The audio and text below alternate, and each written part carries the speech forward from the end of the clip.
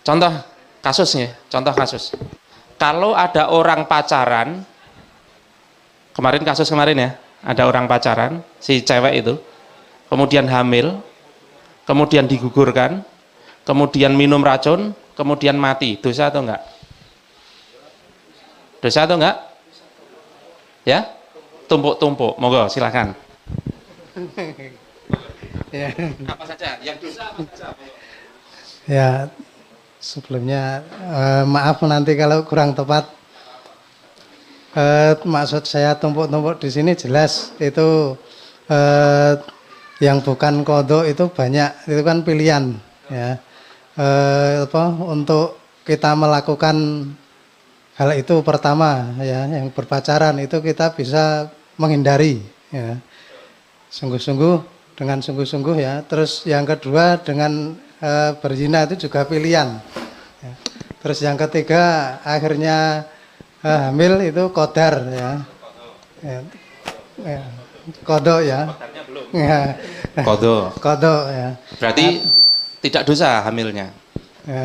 Nah kita kan benar. Perbuatannya yang dosa kan zinanya, bukan hamilnya. Iya, bukan. Betul, hamilnya nggak dosa. Iya. Wong anaknya juga tidak anak haram kan?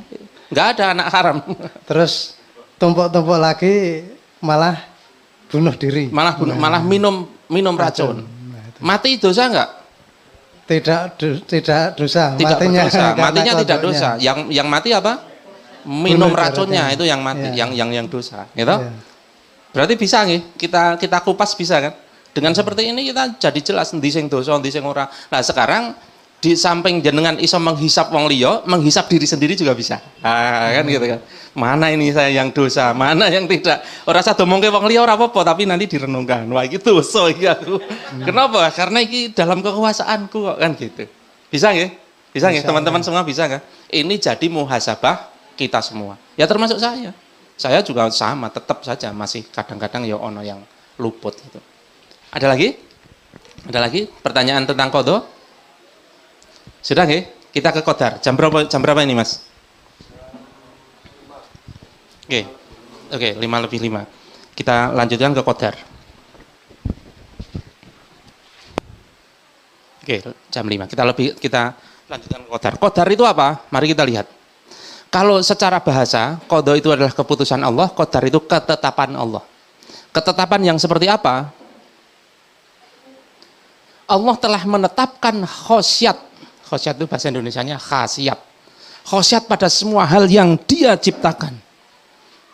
Allah menciptakan apapun itu ada khosyatnya. Ada kadarnya. Air punya kadar masing-masing. Api punya kadar masing-masing. Di dalam kadar air itu ada khosyat tertentu, di dalam kadar tertentu bisa memadamkan api. Sebaliknya, api punya khosyat tertentu, di dalam kadar tertentu bisa mengubah air menjadi uap dan lain sebagainya. Tanah memiliki kadar untuk menghidupkan tumbuhan. Udara memiliki khosyat untuk bisa dihirup kemudian mengangkut sari-sari makanan yang ada di dalam paru-paru dialirkan lewat darah ke seluruh tubuh dan lain sebagainya. Allah sudah menciptakan khosyat-khosyat di dalam semua yang Dia ciptakan. Ini yang disebut qadar. Di dalam setiap qadar, di dalam setiap khosyat terdapat qobiliyah atau potensi-potensi. Api punya potensi untuk membakar. Besi yang dipipihkan sampai pipih banget, yang kita kemudian sebut pisau atau pedang, punya potensi untuk memotong. Mata punya potensi untuk melihat, telinga punya potensi untuk mendengar, semua punya potensi. Jadi yang punya potensi itu tidak hanya benda-benda di seluruh alam semesta, termasuk materi-materi yang ada di dalam tubuh kita itu juga memiliki khosyat. Mari kita lihat. Otak kita memiliki khosyat, dapat mengingat 100 miliar bit informasi. Ini dibanding ke komputer ora apa-apa nih komputer ini.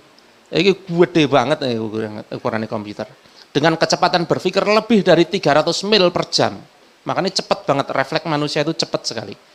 Setiap telinga manusia memiliki khosyat, mengandung 24.000 serabut yang mampu, ini khosyatnya, mendeteksi getaran molekuler di udara. Saya ngomong di sini, kemudian dikirim lewat sinyal radio ke sana, kemudian dikirim lewat kabel ke speaker itu, speaker menggerakkan udara ini mampir ke telinga jenengan. Nah, telinga jenengan ini memiliki khosyat untuk bisa menerjemahkan gelombang di udara itu dikirim ke otak. Jantung juga memiliki khosyat yang demikian. Mata memiliki khosyat demikian, hidung memiliki khosyat demikian, mulut memiliki khosyat, tulang, semuanya memiliki khosyat. Tidak ada yang tidak. Dan khosyat itu Allah yang tentukan. Bukan karena kehebatan benda itu sendiri. Api bisa membakar, itu bukan karena apinya itu sendiri, tetapi karena Allah menyematkan khosyat membakar pada api. Dan Allah berhak, Allah bisa, Allah mampu mengangkat khosyat itu kapanpun.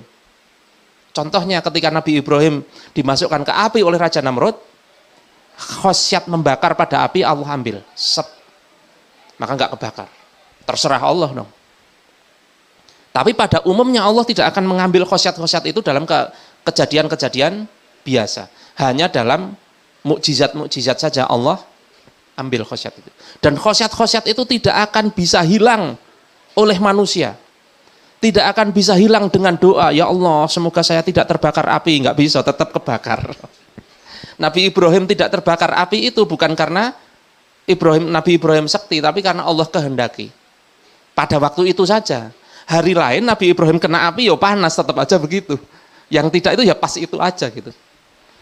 Khosyat air untuk menutup seluruh isi wadah.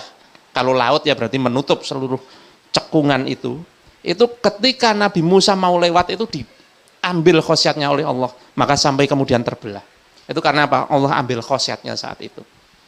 Itulah khosyat-khosyat. Nah, khosyat itu tidak dihisap. Jenengan punya mata jenengan bisa melihat, tidak dihisap. Jenengan punya telinga jenengan bisa mendengar, tidak dihisap. Cuma persoalannya, manusia memiliki pilihan bebas dalam memanfaatkan potensi dari khosyat-khosyat tersebut. Pilihan manusia inilah yang akan dihisap. Mata jenengan punya khosyat untuk melihat, dan itu tidak dihisap, tidak dosa. Jenengan bisa melihat itu tidak dosa. Tetapi apa yang dilihat itu yang dosa. Dosa atau berpahala ya. Dua-duanya bisa punya potensi. Semua khosyat itu memiliki potensi baik atau potensi buruk. Kembali ke api. Api memiliki potensi baik, memiliki potensi buruk. Nggih bakar masjid ya potensi buruk. Nggih masakan terus kemudian digawa ning kene dadi sedekah nggih kanca-kanca ya menjadi baik, potensinya menjadi baik. Mata kita digunakan untuk membaca Al-Quran, delok huruf-huruf Al-Quran ya baik. Mata kita digunakan untuk melihat aurat ya buruk. Jadi yang salah bukan matanya, tetapi kita dalam memanfaatkan mata itu dengan cara apa? Kita memanfaatkan api itu dalam rangka apa? Dan mari kita lihat, manusia itu memiliki khosyat yang sangat lengkap. Tubuh manusia, di dalam diri tidak hanya tubuh, seluruh diri kita itu memiliki khosyat yang luar biasa lengkap, yang tidak ada di makhluk-makhluk lain. Kalau benda mati, misalnya batu, kemudian api dan lain sebagainya, ya paling khosyatnya 2 atau 3. Tetapi kalau makhluk hidup, itu nanti khosyatnya lebih banyak. Tumbuhan itu lebih banyak. Tapi makhluk hidup bernyawa, kayak manusia dan binatang, itu memiliki khosyat yang lebih banyak lagi. Makhluk bernyawa dan berakal manusia, nanti khosyatnya lebih banyak lagi. Nah, mari kita lihat manusia. Khosyat-khosyat yang ada pada manusia. Manusia itu secara qadarullah memiliki akal dan memiliki nafs. Ini pikiran, ini gampangnya sisi jiwanya. Gampangnya jiwanya. Tapi nanti sebenarnya tidak sekedar jiwa, ada badaninya. Tetapi berbeda dengan akal. Di dalam nafs ini ada hajatul udwiyah, kebutuhan jasmani. Dan itu qadar. Di dalam badan kita memiliki sebuah khosyat, di dalam perut kita memiliki sebuah khosyat, kalau tidak ada makanan di dalam lambung kita, kita merasa lapar, itu khosyat. Khosyat dari lambung kita.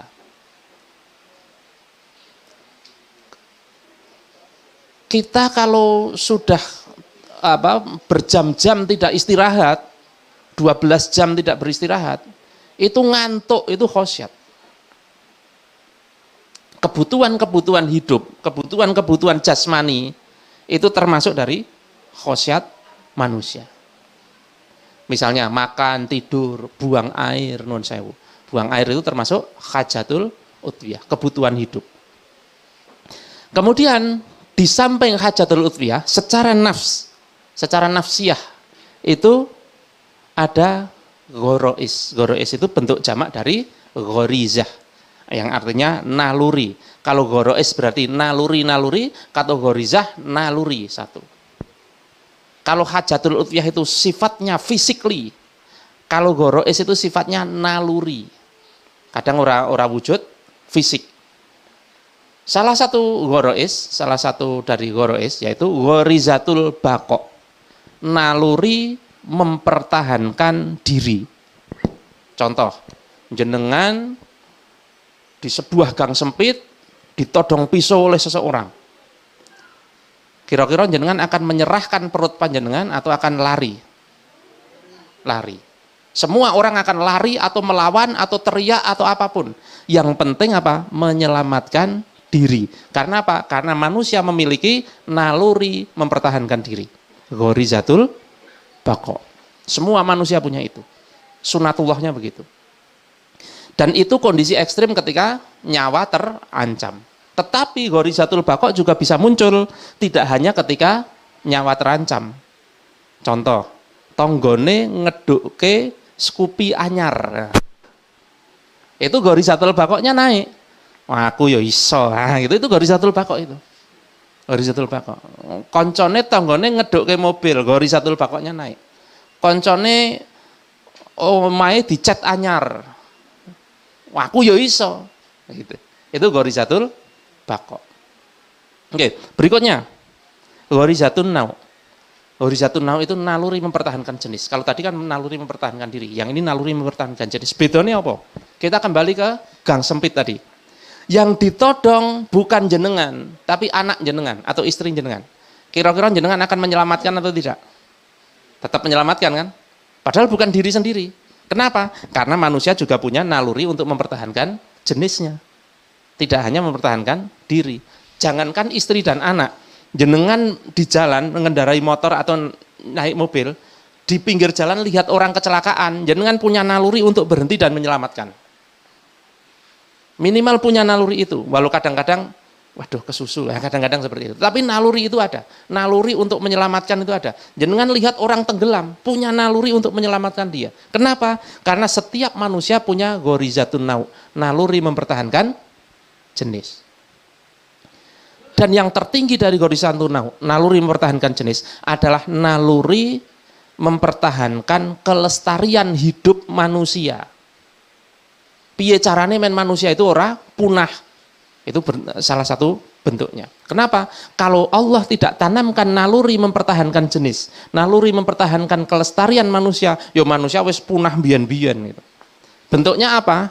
Penampakan dari naluri mempertahankan kelestarian manusia itu bentuknya apa? Tertarik kepada lawan jenis. Itu penampakannya.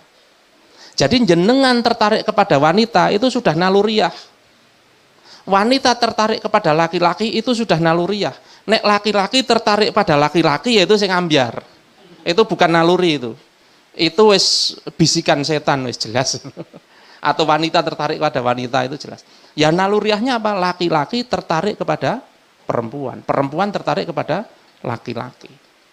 Dengan begitu apa? Setelah tertarik terjadi nuwun sewu hubungan, kemudian muncul keturunan kan begitu. Maka akhirnya dia tidak punah, akhirnya manusia tidak punah. Itu salah satu bentuk ghorizatun nau' yang tertinggi, yaitu mempertahankan jenis. Dalam penampakannya apa? Tertarik kepada lawan jenis. Kemudian ghorizatut tadayun, naluri untuk mengagungkan sesuatu. Setiap orang punya naluri untuk mengagungkan sesuatu. Kenapa? Karena dia sadar bahwa dirinya lemah. Kemarin ada apa? Gunung Semeru ya, meletus itu. Itu orang itu ketika melihat awan panas gulung-gulung segede itu pasti merasa, ya Allah aku lemah sekali, maka teriaknya Allahu Akbar gitu pasti. Pasti gitu, bukan yang lain. Apa gitu, bukan yang lain. Pasti Allahu Akbar. Kenapa? Ya Allah Maha Besar. Walaupun kadang-kadang dalam perwujudannya ya macam-macam. Karena takut itu kan, takut apa? Kena ledakan gunung berapi. Karena akidahnya salah. Dia pikir yang membuat itu adalah Sang Hyang Widi sing jaga Merapi, kemudian dia beri kepala sapi biar tidak meledos kan itu. Itu kan bentuk naluri untuk mengagungkan sesuatu. Cuma sesuatunya keliru gitu. Nah, Islam itu nanti datang untuk meluruskan itu. Meluruskan naluri-naluri itu. Baik, kita lanjutkan. Nanti baik hajatul utwiyah atau ghorois ini dia menuntut pemenuhan. Menuntut pemenuhan. Maka dia melahirkan perasaan-perasaan. Misalnya kebutuhan makan minum ini melahirkan rasa lapar. Kebutuhan akan tidur melahirkan rasa ngantuk. Kebutuhan akan buang air melahirkan perasaan kebelet dan lain sebagainya. Naluri bako, naluri mempertahankan diri memunculkan perasaan pengen sugih. Naluri mempertahankan jenis menimbulkan perasaan seneng ro wong wedok, jatuh cinta. Nah, itu munculnya dari sini. Ghorizatut tadayun menimbulkan perasaan pengen beribadah. Manusia secara naluriah punya naluri untuk beribadah. Semua itu menjadi perasaan-perasaan. Ini menuntut dipenuhi, ini menuntut dipenuhi. Kalau ini wajib dipenuhi, harus dipenuhi. Kalau tidak dipenuhi, resikonya apa? Mati. Orang nggak makan selama 10 hari, punya rasa lapar tapi nggak dipenuhi untuk makan, 10 hari mati. Orang butuh tidur 10 hari ditahan nggak tidur, ngerti-ngerti black gitu. Atau buang air tapi nggak bisa ditahan terus, ya podo bae. Rasa bayangke Mas. Sementara kalau ini naluri-naluri ini juga meminta dipenuhi, tetapi kalaupun tidak dipenuhi tidak mengantarkan manusia kepada kematian, hanya kepada keresahan, kegalauan. Koncone wis do nikah, urung nikah, galau. Koncone bisa beli motor, nggak bisa beli motor, galau. Menimbulkan perasaan galau. Temennya subuh-subuh ke masjid, sholat malam, subuhan, dia nggak punya, galau. Makanya nyari boneka arwah, kan begitu. Oh serius, itu muncul dari perasaan itu, karena tidak dipenuhi dengan benar. Gitu ya. Nah, oleh karena itu, karena semua ini perlu dipenuhi, maka dia akan mewujud di dalam perbuatan, dan perbuatan itu pasti dikendalikan oleh pemahaman. Pemahaman yang bertemu dengan perasaan ini melahirkan perilaku. Maka orang yang akalnya berisi pemahaman sekuler misalnya, akalnya berisi pemahaman kafir misalnya, maka dalam memenuhi kebutuhan nauk misalnya, ayo asal aja. Wah, yang penting ini kan tubuh-tubuhku, hak asasi manusia lah, akalnya isinya hak asasi manusia. Maka ketika memenuhi ghorizatun nau', dia sak geleme dhewe, ini hakku, kan begitu. Beda ketika akalnya itu berisi akidah Islam. Ketika ghorizatun nau'-nya mendorong dia untuk tertarik kepada wanita, kemudian dikonfirmasi, wah nek tertarik karo wanita iki kudune piye? Ya kudune dihitbah, bar dihitbah dinikah. Kan begitu. Nah, ini dikendalikan oleh ini. Oke? Nah, kembali ke qadar tadi, ini semua ini qadar ketetapannya Allah terhadap manusia. Bahwa manusia ditetapkan oleh Allah, memiliki hajatul udhiyah dan memiliki gorois. Dan qadar itu sifatnya netral. Maka naluri terhadap wanita itu baik atau buruk? Netral. Kadang ini netral kok. Nggak ya baik. Netral. Bisa baik, bisa buruk. Kalau diarahkan kepada jalan yang benar, menikah dan lain sebagainya, maka jadi baik. Diarahkan pada perzinahan, maka menjadi buruk. Ghorizatul baqa, naluri pengen sugih, baik atau buruk? Netral. Kadang ini netral. Menjadi baik ketika cara mencarinya benar, tidak haram, kemudian disalurkan untuk jalan yang benar, maka naluri ghorizatul baqa kayanya menjadi jalan kebaikan. Tetapi lenggolek waton kabeh digasak, setelah dapat nggih maksiat, maka ghorizatul baqa terhadap hartanya mengantarkan dia kepada keburukan. Inilah yang kemudian disebut dorongan diri. Dorongan itu hawa, nafs, jiwa. Dorongan jiwa, hawa, nafs. Maka jenengan sering dengar hawa nafsu itu ini. Maka hawa nafsu itu ya hawa nafsu makan, hawa nafsu kepada wanita, hawa nafsu kepada harta. Gitu. Jadi sampai di sini hawa nafsu itu baik atau buruk? Netral kan begitu. Loh sekarang bayangkan, nek hawa nafsu itu buruk pak, jenengan orang duwe hawa nafsu berupa tertarik kepada lawan jenis, punah kok jenengan. Iya kan begitu. Jenengan tidak punya hawa orasah ini ya. Jenengan tidak punya hawa nafsu makan. Wah ngerti-ngerti, wah wes black gitu aja. Kan begitu. Jadi hawa nafsu itu sebenarnya apa? Mekanisme yang Allah tanamkan di dalam diri setiap manusia agar dia bertahan hidup, agar dia terus tetap hidup.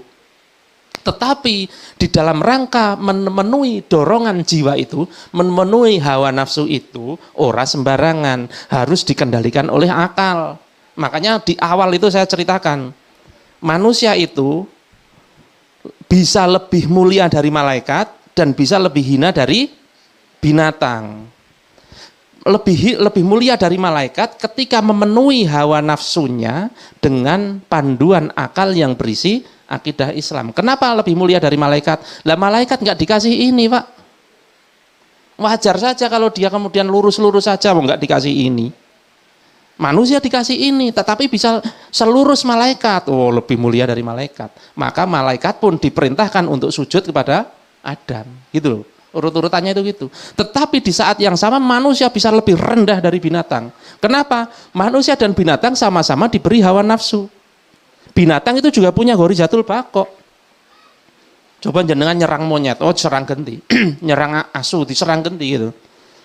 Dia juga punya ghorizatul nau, dia juga punya, nggak tahu nek ghorizatul tadayun, duwe raya aku nggak tahu. Punya apa? Hajatul udhiyah, makan, tidur dan lain sebagainya. Manusia juga punya. Bedone apa? Manusia memenuhi semua ini dengan panduan akal yang berisi akidah Islam, nek binatang terserah dia. Karena apa? Binatang tidak diberi akal memang sama Allah. Maka nggak ada halal haram bagi binatang, itu nggak ada. Saya pernah kemarin lihat makanan halal untuk kucing. Oh, kucing ora butuh halal haram, Pak. Maka kucing kok halal haram. Halal haram itu bagi makhluk berakal yang diberi akal, itu ditaklif halal haram. Kenapa? Karena diberi akal. Maka nggak usah repot-repot jenengan punya kucing kok harus dipakai yang halal itu. Tetapi begini, karena jenengan membeli barang haram itu juga nggak boleh. Jadi yang masalah bukan kucingnya, masalahnya jenengan yang beli. Misalnya tukok ke daging babi, terus pakai ke kucing. Oh, kucing kan makan daging babi kan ora haram. Ah iya kucingnya, tapi jenengan le tuku daging babi kuwi sing haram. Gitu. Gitu nggih. Aja njuk ditabrak-tabrak. Oke. Ini semua ini qadar. Dan qadar itu sifatnya netral dan dia bisa berpotensi baik, bisa berpotensi buruk. Nah, qadar-qadar ini nanti macam-macam. Di dalam dunia bisnis juga qadarnya banyak.